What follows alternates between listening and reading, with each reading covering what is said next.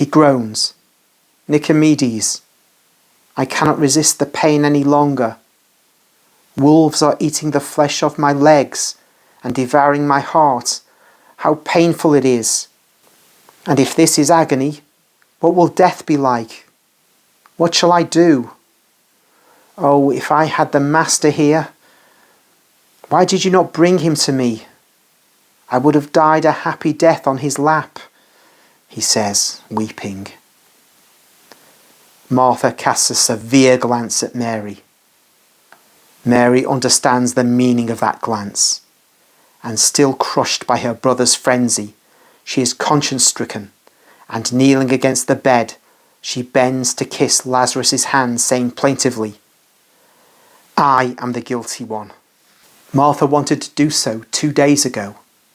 I did not let her, because he told us that we had to inform him only after your death. Forgive me. I have been the cause of all the grief of your lifetime.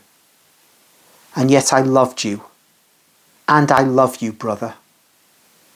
After the Master, I love you more than anybody, and God knows that I'm not lying. Tell me that you absolve me of my past, that I may have peace." "Madam," says the doctor reproachingly, "the patient is in no need of emotions." "That is true. Tell me that you forgive me for not calling Jesus." "Mary, Jesus came here for you, and he comes because of you, because you know how to love more than all the rest. You have loved me more than the rest.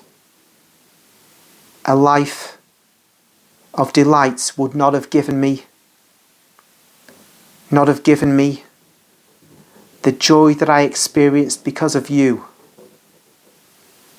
I bless you. I say to you that you did the right thing in obeying Jesus. I did not know. I know. I say it is right. Help me to die. Naomi, you knew once how to make me fall asleep. Martha, blessed my peace. Maximinus, with Jesus, also for me, my share to the poor, to Jesus, for the poor, and forgive everybody.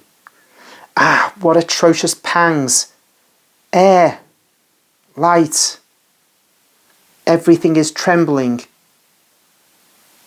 There, a kind of light around you, and it dazzles me if I look at you. Speak loud. He has laid his left hand on Mary's head and has abandoned his right one into Martha's hands. He is panting. They lift him carefully, adding pillows, and Nicomedes makes him sip some more drops of potions. His poor head hangs and dangles in deadly languor. The only sign of life is his breathing. And yet he opens his eyes and looks at Mary, who is holding his head, and he smiles at her, saying, "Mother, she has come back. Mother, speak, your voice. You know the secret of God. Have I served the Lord?" Mary, in a low voice, which grief has made as thin as a girl's, whispers, "The Lord is saying to you, come with me, my good and faithful servant, because you have listened to every word of mine, and you have loved the Word whom I sent. I can't hear. Speak louder. Mary repeats in a louder voice. It is really Mother, says Lazarus contentedly, relaxing his head on his sister's shoulder. He does not speak anymore, only wails and spasmodic tremor, only perspiration and heavy breathing. Insensible by now to the earth, to affections, he sinks into the more and more absolute darkness of death. His eyelids close on his glassy eyes, in which his last tears shine. Nicomedes, he's getting heavier. He's becoming cold, says Mary. Madam, death is a relief for him. Keep him alive. Jesus will certainly be here tomorrow. He will have left at once. Perhaps he has taken the servant's horse or another mount, says Martha. And addressing her sister, she says, Oh, if you had let me send him earlier. She then orders the doctor convulsively, Make him live. The doctor stretches out his arms. He tries with some cordials, but Lazarus does not swallow any more. His death rattle increases.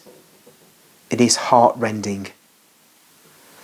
Oh, we cannot bear this any more, says Naomi, moaning.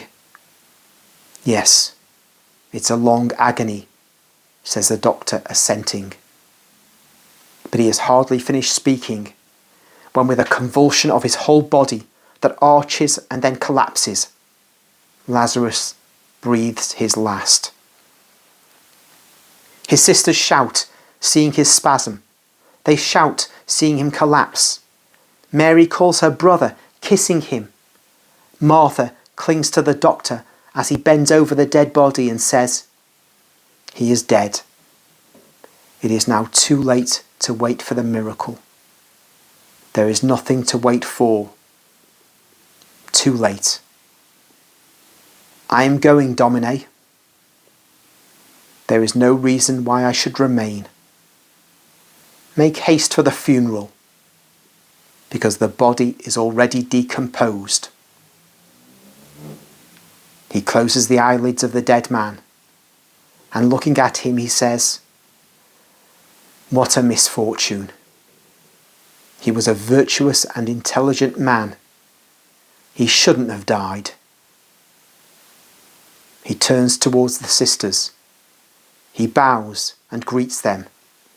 Ave, Domine, and he goes away.